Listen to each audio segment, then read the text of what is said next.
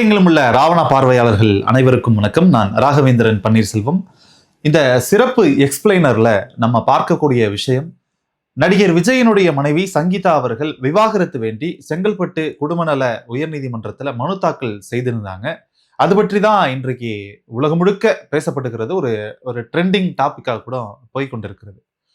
பொதுவாகவே நம்ம மற்றவர்களுடைய அவர்களுடைய இல் வாழ்க்கையிலையோ இல்லை அவர்களுடைய பர்சனல் லைஃப்ல தலையிடுவதை பெரும்பாலும் ராவணா தவிர்த்து விடும், அதை விரும்பாது. ஆனால் இந்த இடத்தில் இந்த மனு குறித்தான ஒரு ஒரு அலசலை தான் நம்ம பார்க்க இருக்கிறோம். இது முழுக்க முழுக்க எந்த ஒரு தனி மனித தாக்குதலோ அல்லது அவர்கள் இல்வாழ்க்கை குறித்த எந்த விதமான கொச்சையான எந்த பார்வையும் இதுல இல்லை அப்படிங்கிறத முன்கூட்டியே டிஸ்கிளைமராக நான் தெரிவித்துக் கொண்டு காணொலிக்குள்ள போகலாம். இது முழுக்க முழுக்க நடிகர் விஜயனுடைய மனைவி அவர்கள் தொடுத்த மனுவில் குறிப்பிடப்பட்டுள்ள முக்கியமான விவரங்களை பற்றி தான் பேச இருக்கிறோம். ஏன்னா சமூக வலைதளங்கள்ல இந்த செய்தி வந்ததுக்கு பிறகாக பல்வேறு கட்டுக்கதைகள் எல்லாமே வர ஆரம்பிச்சிருச்சு. நடிகர் விஜய்க்கு அவர் மன ரீதியாக பாதிக்கப்பட்டிருக்கிறாரு, அதனால்தான் அவர் இப்படிலாம் செய்துட்டு இருக்காரு என்று அவருடைய மனைவி சங்கீதா அவர்கள் மனுவில் குறிப்பிடப்பட்டுள்ளதாக ஒரு தகவலும் பரவிக்கிட்டு இருக்கு. அதே போல இதை ஒரு ஆயுதமாக பயன்படுத்தி திரைத்துறையில இவருக்கு எதிராக அல்லது இவருக்கு நிகராக இருக்கக்கூடிய திரைத்துறையை சார்ந்த நடிகர்கள் இதை பயன்படுத்துகிறார்கள். இந்த செய்தியை வைத்து எந்த அளவுக்கு போலி செய்திகளை, பொய் செய்திகளை பரப்ப முடியுமோ பரப்பி அவருடைய அந்த இமேஜை நம்ம டேமேஜ் எந்த அளவுக்கு பண்ணலாமோ பண்ணி முயற்சி செய்து பார்க்கலாம் என்ற ரீதியிலும் இறங்கி இருக்கிறார்கள். அதனால நம்ம முழுக்க முழுக்க இந்த மனுவில் குறிப்பிடப்பட்டுள்ள முக்கியமான விஷயங்களை மட்டும்தான் பார்க்க இருக்கிறோம். முன்னதாக இந்த மனுவில் வழக்கமாக ஒரு விவாகரத்து மனுவில் பெட்டிஷனர், ரெஸ்பாண்டன்ட் அவர்களுடைய முகவரியோடு இவர்களுக்கு எப்படி திருமணம் நடந்தது, திருமணத்திற்கு பிறகாக அவர்கள் வாழ்க்கை எப்படி சென்றது, அவர்களுக்கு எத்தனை குழந்தைகள் அப்படின்னு நடிகர் விஜயனுடைய மனைவி சங்கீதா அவர்கள் குறிப்பிட்டிருக்காங்க. கிட்டத்தட்ட ஒரு 7வது பாயிண்ட் வரைக்குமே அவர்களுடைய திருமண வாழ்க்கை, லண்டன்ல ஏற்கனவே அவர்கள் ஒரு முறை பதிவு திருமணம் அங்கு நடந்திருக்கிறது. இந்தியாவில் அடுத்த ஆண்டு அதாவது 1999 இந்தியாவில் இந்து முறைப்படி திருமணம் நடைபெற்றது. அது பதிவும் செய்யப்பட்டிருக்கு. இன்னும் சொல்லப்போனால் இவர்களுடைய திருமணம் ஸ்பெஷல் மேரேஜ் ஆக்ட் 1954 இந்த சட்டத்தின் அடிப்படையில் தான் இவருடைய திருமணம் பதிவு செய்யப்பட்டிருக்கு. ஏன்னா இவர் சங்கீதா அவர்கள் லண்டன் குடியுரிமை பெற்று இருந்ததுனால அவருக்கு இங்க ஸ்பெஷல் மேரேஜ் ஆக்டின் படி தான் அவருடைய திருமணம் பதிவு செய்யப்பட்டது. அந்த நாளையில பிறகு அவர் இந்தியாவிலே நடிகர் விஜயனுடனே இங்கேயே செட்டில் ஆயிட்டாங்க. பிறகு இந்திய குடிமகளாவே மாறியிருக்காங்க. இப்போ இந்த ஸ்பெஷல் மேரேஜ் ஆக்டை பயன்படுத்தி தான் இந்த இதுக்குள்ளாக விவாகரத்து பெறுவது, அதற்கு என்னென்ன செக்ஷன்ஸை பயன்படுத்தணும் என்று அந்த மனுவில் குறிப்பிடப்பட்டிருக்கு. நான் முன்னாடியே சொன்ன மாதிரி ஒரு 7 பாயிண்ட் வரைக்குமே இவர்கள் திருமணம் எப்படி நடந்தது, திருமணத்திற்கு பிறகு எந்தெந்த வீடுகளில் வசித்திருந்தாங்க, இவர்களுக்கு எத்தனை குழந்தைகள் பிறந்திருக்கு என்பதெல்லாம் குறிப்பிடப்பட்டிருக்கும். அந்த 8வது பாயிண்ட்ல என்ன சொல்றாங்க, என்ன தொடங்குறாங்க அப்படின்னா, உங்களுக்கு சைட்லயும் அந்த பிடிஎஃப் உங்களுக்கு பதிவு செய்யறேன். அதில் அவர்கள் குறிப்பிடுவது, ஆரம்ப காலத்துல எங்களுடைய திருமண வாழ்க்கை மிக சிறப்பாக சென்றது. நான் ரொம்ப ஆர்வத்தோட குடும்ப வாழ்க்கையில ஒரு குடும்ப பெண்ணாகவே நான் மாறி வீட்டில் இருக்கக்கூடிய எல்லா வேலைகளையும் இழுத்து போட்டு செஞ்சு நான் குடும்பத்தை ரொம்ப ஸ்திரமா அதை கொண்டு போகணும் அப்படின்ற நல்ல ஆசையோட தொடங்கணும். மிக நல்லாவே போச்சு. அடுத்து நாங்கள் ஒவ்வொரு நாடுகளுக்கு சென்றோம், வெளிநாடுகளுக்கு சென்றோம், அங்கங்கன்னு ஊர் சுத்தி எங்க திருமண வாழ்க்கையை ரொம்ப சிறப்பாக கொண்டாடிட்டு இருந்தோம். கொஞ்ச நாள் போச்சு, அதுக்கப்புறம் குழந்தைகள் பிறந்தாங்க. குழந்தைகள் அவர்களோட நேரம் செலவு செய்யறது, இப்படி பல நல்ல நல்ல அந்த மெமரிஸ் எல்லாத்தையுமே இவங்க மென்ஷன் பண்ணியிருக்காங்க. ஒரு 10 பாயிண்ட் வரைக்குமே 10வது பாயிண்ட்ல கூட அவங்க என்ன சொல்லியிருக்காங்கன்னா, எங்களுக்குள்ளார எங்கள் குடும்பத்திற்குள்ளாக பல அப்பப்ப குடும்ப பிரச்சனைகள் நடக்கும் இல்லையா, குடும்ப சண்டைகள் நடக்கும். அந்த மாதிரி எங்க குடும்பத்திலேயே நடந்துச்சு. அதை நாங்கள் இருவருமே பேசிக்கொண்டு அதற்கு சுமூகமான தீர்வெல்லாம் நாங்க கண்டிருக்கிறோம். அதனால ஒரு குடும்பம் எப்படி நடக்குமோ அது போல நடந்து கொண்டிருந்தது அப்படின்னு சொல்லிட்டு, இதுக்கப்புறம் தான் ரொம்ப முக்கியமான பாயிண்ட் வராங்க. 11வது பாயிண்ட்ல தான் அவங்க குறிப்பா சொல்றாங்க. In April 2021, the petitioner discovered that the respondent was involved in an adulterous relationship with an actress. April 2021 தான் நான் ஒன்றை கண்டுபிடித்தேன். என்னுடைய கணவர், அதாவது ரெஸ்பாண்டன்ட், என்னுடைய கணவர் ஒரு நடிகையோடு திருமணத்தை மீறிய உறவில் இருந்து வருகிறார் அப்படிங்கிறத நான் கண்டுபிடிச்சேன் அப்படின்னு அங்க மென்ஷன் பண்றாங்க. This caused her deep emotional pain and mental suffering amounting to betrayal and violation of marital trust. அது ஒரு மனைவிக்கு தன்னுடைய கணவர் வேறு ஒரு பெண்ணோட உறவில் இருக்கிறார் அப்படின்னு தெரிஞ்ச உடனே எந்த அளவுக்கு மன உளைச்சல் ஏற்படும், இது எவ்வளவு பெரிய துரோகம் அப்படின்னு அவங்க மனதுக்குள்ள எப்படியெல்லாம் அது பாய்ந்தது அப்படின்றத அந்த 11வது பாயிண்ட்ல சொல்ல ஆரம்பிச்சு 12வது பாயிண்ட்ல என்ன சொல்றாங்கன்னா, though the respondent initially assured that he would end the relationship, but he continued the adulterous association with remorse, subjecting the petitioner to prolonged mental cruelty. அவர் கணவர் விஜய் கிட்ட சங்கீதா அவர்கள் முறையிட்ட பிறகு, இல்லை இனிமேல் நான் இந்த மாதிரி தொடர மாட்டேன், இந்த உறவை நான் இதோட நிறுத்திக்கிறேன் அப்படின்னு அவர் அஷூரன்ஸ் கொடுத்திருந்தாலுமே கூட என்கிட்ட இந்த பக்கம் சொல்லிட்டு அந்த பக்கம் அவருடைய அந்த உறவை தொடர்ந்து கொண்டே இருந்திருக்கிறாரு. இது எனக்கு மிகுந்த பெரிய மன உளைச்சலை, மீண்டும் மீண்டும் மன உளைச்சலை ஏற்படுத்தியிருக்கு. எந்த அளவுக்கு ஒரு குரூர புத்தியோடு அவர் இருந்திருப்பார். என்கிட்ட இல்லை இனிமே அப்படி இருக்க மாட்டேன்னு சொல்லிட்டு மீண்டும் அங்க தொடர்றாருன்னா, இது ஒரு மனசாட்சி இல்லாத ரொம்ப குரூர புத்தி உடையவராக இருந்திருக்கிறாரே அப்படின்னு மென்ஷன் பண்றாங்க. அடுத்ததாக 13வதாக, between September 2021 and February 2022, though council, இப்ப கவுன்சில்னு வரும்போது ஒரு பெரிய சந்தேகம் ஏற்படுது. இது இன்னைக்கு நமக்கு செய்தியில இன்னைக்கு இந்த மனு தாக்கல் செய்யப்பட்டிருக்கு, விவாகரத்து கோரி இருக்கிறாங்க அப்படின்னு நமக்கு இன்னைக்கு தெரிஞ்சிருக்கலாம். ஆனா 2022 கவுன்சில் இன்வால்வ் ஆகிருக்கு, இவர்களுக்குள்ளாக பஞ்சாயத்து பண்ணி இருக்கிறாங்க. அப்பனா இவர்களுக்குள்ளாகவே வெளி உலகத்துக்கு தெரியாமலே இவங்க குடும்ப பிரச்சனை இல்லையா, அந்த குடும்பத்துக்குள்ளாகவே இவங்க கவுன்சில் அட்டன் பண்ணி இவங்க 2 பேருக்குள்ளாகவே நடந்திருக்கிறது. அதுவும் செப்டம்பர் 2021 இருந்து பிப்ரவரி 2022 வரையிலான இந்த காலகட்டத்தில் the petitioner attempted to resolve the issue amicably, அதாவது ரொம்ப கமுக்கமா இது நமக்குள்ளே வச்சு பேசி முடிச்சிருவோம் அப்படின்னு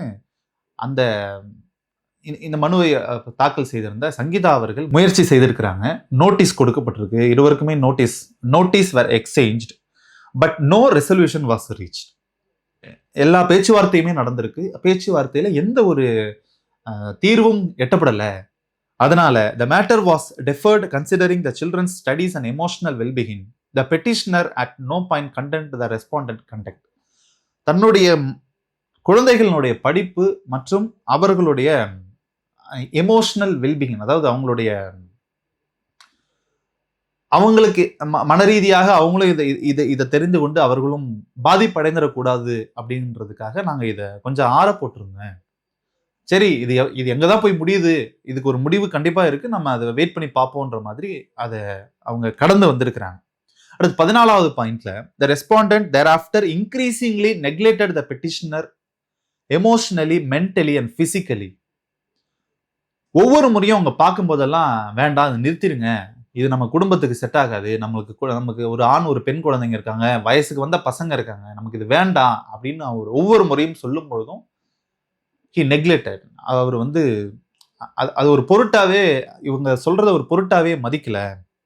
எமோஷனலாகவும் மென்டலாகவும் பிசிக்கலாகவும் அவர் துன்புறுத்துறாங்கன்னு சொல்ல, நெக்லெக்டட், அதாவது அப்படியே நக்கலா அதெல்லாம் கேட்க முடியாதோ அப்படின்னு சொல்லுவாங்க, அந்த மாதிரி பிசிக்கலாகவும் மென்டலாகவும் மன ரீதியாகவும் அது அது ஒரு இன்னர் ஃபீலிங், அது நம்ம சொல்லி வார்த்தைகளால் சொல்ல முடியாது, அது அனுபவித்தவங்களுக்கு தான் தெரியும். ரொம்ப ஒரு கொடுமையான நேரம் அது. He withdrew from conjugal relations, excluded her from his social and professional life and deliberately distanced himself. இதை கேட்க தொடங்க சங்கீதா அவர்கள் கேட்க அவர் என்ன பண்றாரு, எந்த ஒரு நிகழ்ச்சிகளையோ பொது நிகழ்ச்சிகளையோ அல்லது தன்னுடைய ப்ரொஃபஷன் சார்ந்த எந்த ஒரு பொது நிகழ்வுகளுக்கும் இவர்களை அழைத்து செல்வதையோ அல்லது தெரிவிப்பதையோ நிறுத்தி கொண்டாரு. ஒரு டிஸ்டன்ஸ் மெயின்டைன் பண்ண திரு விஜய் அவர்கள் ஆரம்பித்து விட்டார் அப்படின்றத அவங்க மென்ஷன் பண்றாங்க. அடுத்து 15வதாக, since 2021 the respondent has emotionally withdrawn treated the petitioner with verbal disdain and subjected her to constructive decision, forcing her to live separately within the matrimonial home. அதாவது எந்த அளவுக்கு அவர் வந்து விஜய் அவர்கள் நடந்து கொண்டார் அப்படின்னா, உன் பேச்சை என்னால கேட்க முடியாது, நீ இந்த வீட்டிலே இருந்துக்கோ, என்னோட மனைவின்ற பெயர்ல இந்த வீட்டிலே இருந்துக்கு, ஆனா நீ கொஞ்சம் தள்ளி இருந்துக்கு, என் வேலையை செய்ய விடு, என்னைய எந்த விஷயத்திலையும் தொந்தரவு செய்யாத என்ற ரீதியில என்னை தனியாகவே ஒதுக்கி விட்டார் அப்படின்னு 15வது பாயிண்ட்ல சொல்றாங்க. எப்போனா 2021 இருந்து தற்போது வரை. அடுத்து 16வது பாயிண்ட்ல the respondent continue to travel abroad and attend public events with said actors. தன்னுடைய கணவர் வெளிநாடுகளுக்கு பல ஈவெண்ட்டுகளுக்கு பொது நிகழ்வுகளுக்கு செல்கிறார். அங்கு நான் குறிப்பிடப்பட்ட அந்த நடிகையோடு செல்கிறார். அந்த நடிகை அவரோடு எடுத்த புகைப்படங்களை சோசியல் மீடியாக்களை வெளியிடுறாங்க. அடுத்த பாயிண்ட் அதான் சொல்றாங்க. The actress regularly posted photographs of this outings and on social media. The respondent neither denied nor objected to those posts. Social மீடியால அந்த நடிகை தன்னுடைய கணவரோடு இருக்கக்கூடிய புகைப்படங்களை வெளியிடுறாங்க. என்னுடைய கணவர் எதனால எங்களுக்குள்ள சண்டை வந்ததோ அந்த நடிகையே இந்த போட்டோ போட்டுட்டு இருக்காங்க, எங்க குடும்பத்துல உள்ள சண்டை நடந்துட்டு இருக்கு, தயவு செய்து அந்த போட்டோவை போடாத அப்படின்னு சொல்லல. கரெக்டா அந்த வார்த்தை என்னன்னா, நெய்தர் டினைட் நார் அப்ஜெக்டட் டு தட் போஸ்ட். அவரு அந்த போஸ்ட மறுக்கவும் இல்லை, அதை நீக்கணும் சொல்லல. இது இது எப்படி இருக்கு அப்படின்னா, thereby tactically endorsing them. இது மறைமுகமா இந்த ஆதரிக்கிற மாதிரி தெரியுது. அப்ப அந்த நடிகை செய்யறது சரி, அவர்கள் அந்த போட்டோவை போடுறது, அப்ப அவங்களுக்குள்ள அந்த ரிலேஷன்ஷிப் இருக்கிறது வெளிப்படையா பப்ளிக்கு தெரியட்டுமே அப்படின்னு அவர் விரும்புறாரா அப்படின்ற கேள்வியை இவங்க எப்படி வைக்கிறாங்கன்னா, thereby tactically endorsing them அப்படின்ற பாயிண்ட சொல்லி, these posts widely circulated caused repeated humiliation to petitioner and the children. இந்த புகைப்படங்கள், இந்த பதிவுகள் எல்லாமே ரொம்ப வைரலா, ரொம்ப எல்லாருக்கும் எல்லா சோசியல் மீடியாலையும் பரப்பப்படுகிறது.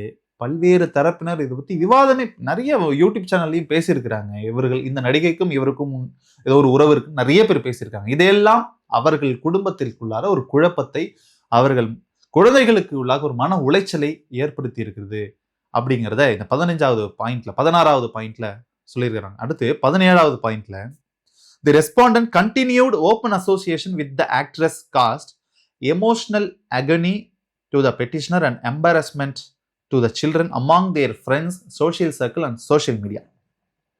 இப்போ தன்னுடைய கணவர் குறிப்பிடப்பட்ட அந்த நடிகையோடு வெளியில ரொம்ப வெளிப்படையாக சுத்த ஆரம்பிச்சிட்டாரு. வெளியில போறது, புகைப்படங்கள் சமூக வலைதளங்கள்ல போடுற புகைப்படங்களுக்கு என்டாஸ் பண்றது, இது எல்லாமே நடந்துகிட்டு இருக்கு. இது எங்க குடும்பத்துல மட்டும் இல்ல, என்னுடைய குழந்தைகளுடைய நண்பர்கள் வட்டாரத்திலையும் ஒரு பேசு பொருளாகுது. இன்னும் அவங்க அப்பா அந்த ஆக்டர்ஸ் கூட சுத்திட்டு இருக்காரு, அவங்களோட பழகிட்டு இருக்காரு, என்ன போயிட்டு இருக்கு அப்படின்னு தன்னுடைய குழந்தைகளுடைய நண்பர்கள் வட்டாரத்திலையும் இது பேசு பொருளா மாறுது. இது மிகுந்த மன உளைச்சலை ஏற்படுத்துது. இதுக்கு இதை வந்து ஒரு மனைவி, அதுவும் ஒரு மனைவி இதை எப்படி ஏத்துப்பாங்க? தன்னுடைய குழந்தைகள் தன்னுடைய அப்பா ஏன் அப்படி இருக்கிறாருன்னு எப்படி அதெல்லாம் அவங்க ஏத்துப்பாங்க? இது பெரிய மன உளைச்சலை ஏற்படுத்தாதா? இதை பத்தி அவர் சிந்திக்கவே இல்லையா அப்படின்ற ரீதியில அந்த பாயிண்ட் மென்ஷன் பண்றாங்க. அடுத்து 18வது பாயிண்ட்ல the petitioner in order to avoid unnecessary publicity and protect the reputation of all parties. இந்த இடத்துல ரொம்ப குறிப்பிடத்தகுந்த அந்த வார்த்தை. பொதுவெளியில இந்த விஷயத்தை நான் வெளியே வச்சு அவருடைய புகழுக்கு களங்கம் விளைவிக்கும் வகையில இருந்துடக்கூடாது என்பதுல நான் ரொம்ப தெளிவா இருந்தேன். இது எங்களுக்குள்ளாரே முடிச்சுக்கணும்னு நாங்க ரொம்ப பிரியப்பட்டேன்.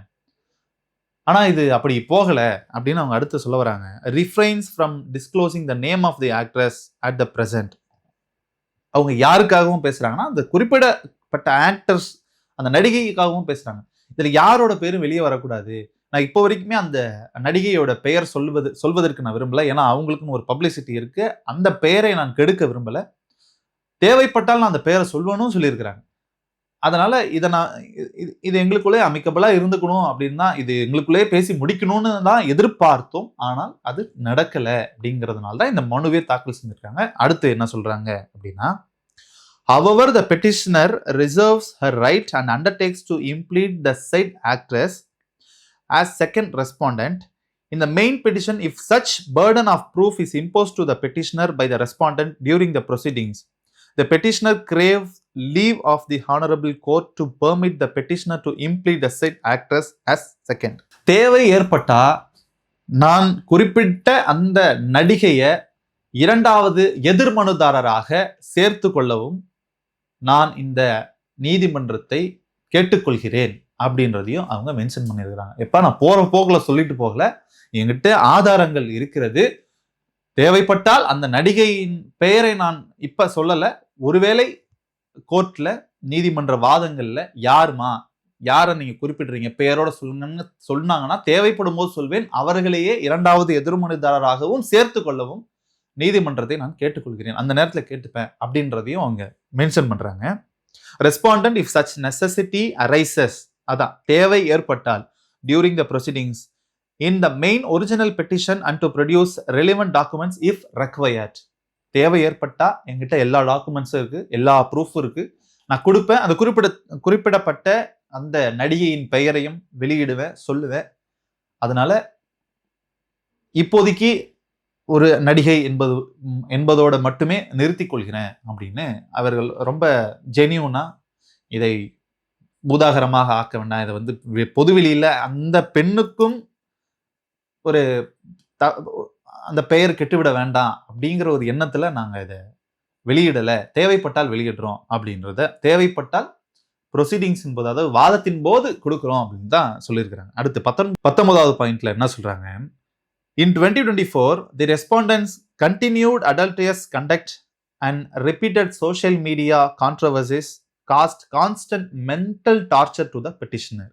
Despite her silence to avoid public scandal, the petitioner, through her counsel, exchanged several notice and correspondence between August 2024 and February 2025, hoping for an amicable resolution. மீண்டும் ஒரு முறை இவர்கள் பேச்சுவார்த்தை நடத்துறாங்க, மீண்டும் இவர்களுக்குள்ளாக நோட்டீஸ் எக்ஸ்சேஞ்ச் செய்யப்படுகிறது.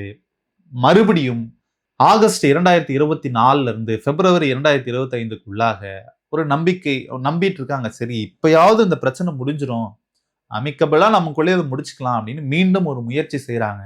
எனக்கு 2024 கட்சியை தொடங்குறாரு நடிகர் விஜய், தமிழக வெற்றி கழகம்னு. தொடங்கியதற்கு பிறகாக பல கான்ட்ரவர்சிகள் வந்தது, நம்ம சமூக வலைதளங்கள்ல பார்த்திருப்போம். அந்த நடிகையினுடைய புகழை கருதி நம்ம அந்த நடிகையின் பேரை நம்மளும் சொல்ல விரும்பல. நிறைய பேருக்கு தெரிஞ்சிருக்கு, நிறைய சோசியல் மீடியாலையும் நம்ம பார்க்குறோம் அவங்க யாரை சொல்ல வராங்க அப்படிங்கிறதையும் எல்லாரும் போட்டுட்டு இருக்காங்க. இந்த கட்சி தொடங்கிய அந்த காலத்திலேயே இதே விமர்சனம் எழப்பட்டது. கட்சியில் அவர் இணைக்கப்படுவார், கட்சியில் அவருக்கு முக்கிய பதவிகள் கொடுக்கப்படும், வருங்காலங்களில் அவர் முதலமைச்சராக கூட ஆகலாம் அப்படின்னு பல கான்ட்ரவர்சி, பல விதங்கள்ல விமர்சனங்கள் எழுதப்பட்டது. இன்று வரைக்கும் அது ஓடிக்கொண்டிருக்கிறது. இதையெல்லாம் திருமதி சங்கீதா அவர்களுக்கு அன்றைக்கும் மன உளைச்சலை ஏற்படுத்துச்சு. மீண்டும் கவுன்சில்ல போயிட்டு இவங்க நோட்டீஸ் கொடுக்குறாங்க, அவருக்குள்ள மறுபடியும் பேச்சுவார்த்தை நடக்குது. மீண்டும் பேச்சுவார்த்தை தோல்வி அடைகிறது. Instead of remorse, the respondent withdrew facilities previously enjoyed by the petitioner and his wife and imposed financial restriction, including curtailment of her free movement. கொஞ்ச நாள் ஆக ஆக இந்த பிரச்சனை ரொம்ப பெருசாக போக போக திருமதி சங்கீதா அவர்களுடைய அவர்களுடைய வெளி நடமாட்டத்தையும் கட்டுப்படுத்த தொடங்கிட்டாரு, பினான்சியலா கட்டுப்படுத்த ஆரம்பிச்சிட்டாரு, மென்டலி டார்ச்சர் பண்ண ஆரம்பிச்சிட்டாரு. வெளியில எங்கேயும் போகக்கூடாது, அப்படியே போனாலும் பெருசா செலவுக்கு பணம் கொடுக்கறது இல்லை, எல்லா விஷயம் எந்தெந்த வகையில எல்லாமே கட்டுப்படுத்த முடியுமோ அந்தந்த வகையில எல்லாம் என்னை கட்டுப்படுத்தினார். அப்படி என்னால சுதந்திரமாக வெளியில் நடமாட முடியாத நிலைக்கு நான் தள்ளப்பட்டேன் அப்படின்னு இந்த மனுவுல குறிப்பிட்டிருக்காங்க.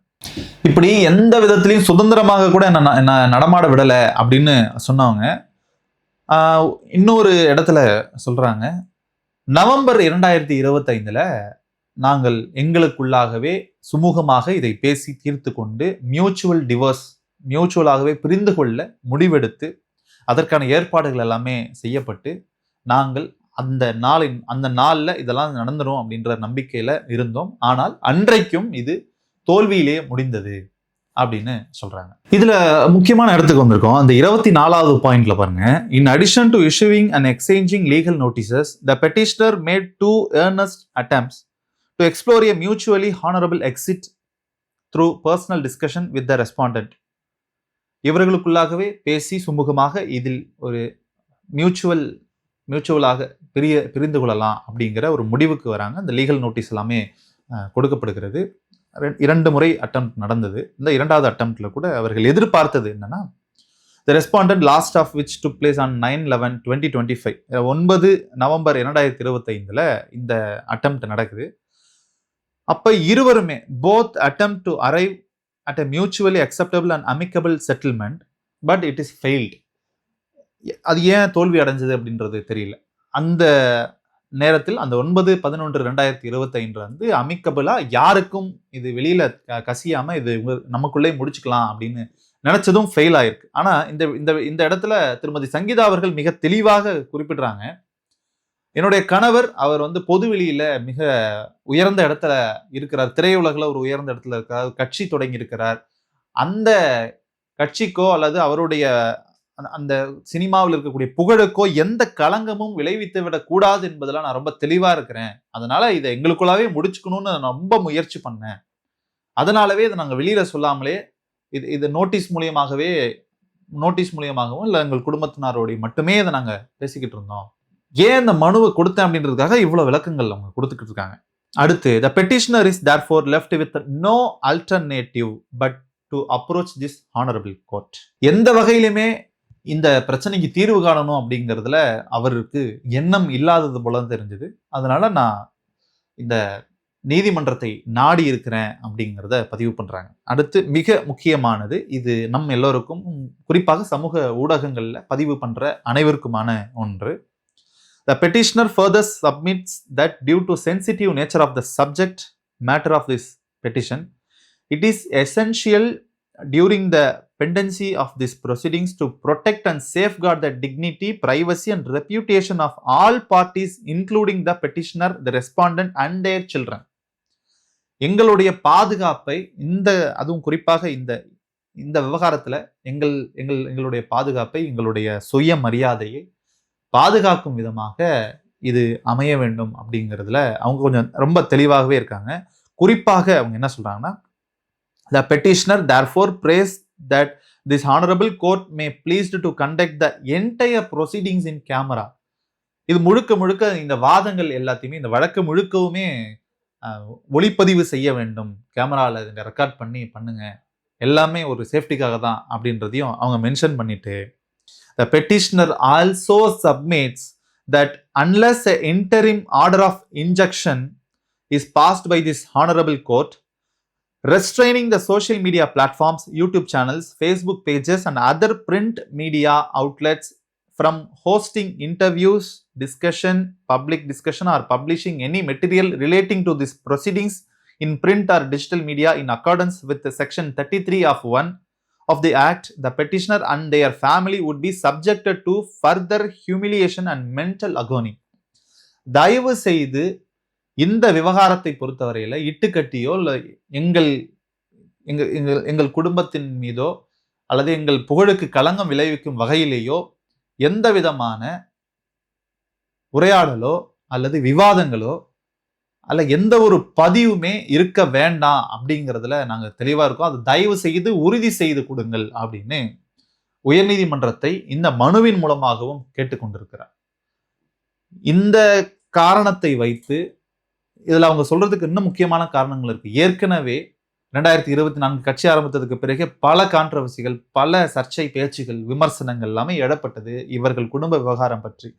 அந்த மாதிரி எதுவுமே இந்த வழக்கில் இடைக்கால தீர்ப்பு வரும் வரையிலும் எந்த ஒரு விவாதமும் எங்கள் குடும்பத்தை பற்றி இருக்க வேண்டாம் அப்படிங்கிறதுல நாங்கள் கொஞ்சம் உறுதியா இருக்கோம். அதை நீங்கள் உறுதி செய்து கொடுக்க வேண்டும் அப்படின்னு நீதிமன்றத்தை இந்த மனுவில் சங்கீதா அவர்கள் கேட்டிருக்கிறார். அதனால இந்த விவகாரத்தை பொறுத்தவரையில மிக தெளிவாக குறிப்பிட்டிருக்கிறாங்க. யூடியூப் சேனல்ஸ்ல, இன்டர்வியூஸ்ல, டிபேட்ஸ்ல தயவு செய்து உண்மைக்கு மாறான அல்லது புதிய வாதங்கள், இங்க கோர்ட்ல வாதம் நடப்பதற்கு முன்பாகவே நீங்களாக ஒரு கதையை இட்டுக்கட்டி கொண்டு எதுவும் செய்துவிட வேண்டாம் அப்படிங்கிறத கோர்ட் மூலியமாக அவர் கேட்டுக்கொண்டிருக்கிறார் திருமதி சங்கீதா அவர்கள். இதை நம்ம மிக தெளிவாக பதிவு செய்கிறோம். அவ்வளவுதான், இது கிட்டத்தட்ட முடிஞ்சிருச்சு. வழக்கம் போல the petitioner declares that she has not filed any similar petition elsewhere. வேற எங்குமே இந்த வழக்கு வேற எங்குமே இந்த மனு நாங்க தாக்கல் செய்யல, இங்கதான் இந்த கோர்ட்ல தான் மனு தாக்கல் செய்யறோம் அப்படின்னு சொல்றாங்க. அப்புறம் அவங்களோட எங்க தங்கியிருக்காங்க அட்ரஸ் எல்லாம் சொல்லிட்டு, வழக்கமாக விவாகரத்து பெறும் தம்பதிகள் யார் விவாகரத்து கேட்கிறாங்க, அதாவது குறிப்பாக பெண்கள் விவாகரத்து கேட்கும் பொழுது அவர்கள் குறிப்பிட்ட அந்த ஒரு விடையை மட்டும் எப்பவுமே டிஃபால்ட்டா வந்துகிட்டே இருக்கும். ஆஃப்டர் டிவோர்ஸ் அலுமினி அப்படிங்கிற ஒரு விஷயம் இருந்து கொண்டே இருக்கும். அந்த பாயிண்ட்டும் இதுல உறுதியாகவே இடம்பெற்றிருக்கு, அதுவும் வருது. பிறகு தேவையான டாக்குமெண்ட்ஸ், மேரேஜ் சர்டிஃபிகேட்ஸ், அப்புறம் அவங்களோட மேரேஜ் போட்டோஸ் எல்லாமே இதுல அனெக்சர்ல இணைக்கப்பட்டிருக்கு. இதுதான் இந்த மனுவில் குறிப்பிடப்பட்டிருக்கு. வேற எந்த விதமான விஷயங்களும் இதுல இல்லை. விஜய்க்கு மனநலம் பாதிக்கப்பட்டிருக்கு, அவர் இப்படி நடந்து கொண்டார் அப்படி நடந்து கொண்டார்ன்ற எந்த விதமான இட்டுக்கட்டி பேசும் அளவுக்கு எதுவுமே இல்லை. மனுவில் மிக தெளிவாக திருமதி சங்கீதா அவர்கள் குறிப்பிட்ட 2-3 விடயங்கள் என்னன்னா, என்னுடைய கணவர் பொதுவெளியில ஒரு ஒரு அரசியல் கட்சி அதாவது தேர்தல் ஆணையத்தில் பதிவு செய்யப்பட்ட கட்சியாக அவர் ஒரு கட்சி வைத்திருக்கிறார், அந்த கட்சியை நடத்தி வருகிறார். அந்த கட்சிக்கு களங்கம் விளைவிக்கும் வகையிலோ, அவருடைய நடிப்பு தொழில ஒரு உச்சத்தில் இருந்தார், அதற்கு களங்கம் விளைவிக்கும் வகையிலேயோ நான் இந்த விவகாரத்தை பொதுவெளியில் போட்டு உடைத்துவிடக் கூடாது என்பதில் மிக தெளிவாக இருந்தேன். ஆனால் எந்த விதமான முன்னேற்றங்களும் பேச்சுவார்த்தையில இல்லாததன் காரணமாக தான் இன்றைக்கு இந்த மனு மூலமாக வெளி உலகத்துக்கு இது தெரிய வருது அப்படிங்கிறத அவங்க தெளிவா சொல்லியிருந்தாங்க. இன்னொரு முக்கியமான விஷயம், யாரால் அவர் மனதளவிலும் உடலளவிலும் எல்லா வகையிலும் பாதிக்கப்பட்டாரோ, எந்த நடிகையால பாதிக்கப்பட்டாரோ அந்த நடிகையின் பெயரை ஒரு இடத்தில் கூட பயன்படுத்தவில்லை. தேவைப்பட்டால்தான் அவருடைய பெயரை நான் தர தயாராக இருக்கிறேன். ஒருவேளை வாதத்துல அதாவது நடிகர் விஜய் அவர்கள் தரப்புல இருந்து கேட்டால் ஒழிய அவர்களுடைய பெயரை நான் வெளியிடுவேன் அப்படின்றத மிக தெளிவாக மிக கண்ணியமாக அதை இந்த மனுவில் பதிவு செஞ்சிருக்கிறாங்க அப்படின்னு தான் சொல்லணும். இதில் யார் பக்கம் சரி யார் பக்கம் தவறு அப்படிங்கிறத நம்ம முடிவு பண்ற இடத்துல இல்லை. இது கோர்ட்டுக்கு போயாச்சு, கோர்ட்ல வாதம் நடக்கும். அதற்கு பிறகு என்ன விடுதலை, விவாகரத்து கொடுத்தாக வேண்டுமா, விவாகரத்து இருவருமே மியூச்சுவலா தான் பெறாங்களா இல்லையா அப்படிங்கிறது அது போக போக தெரியும்.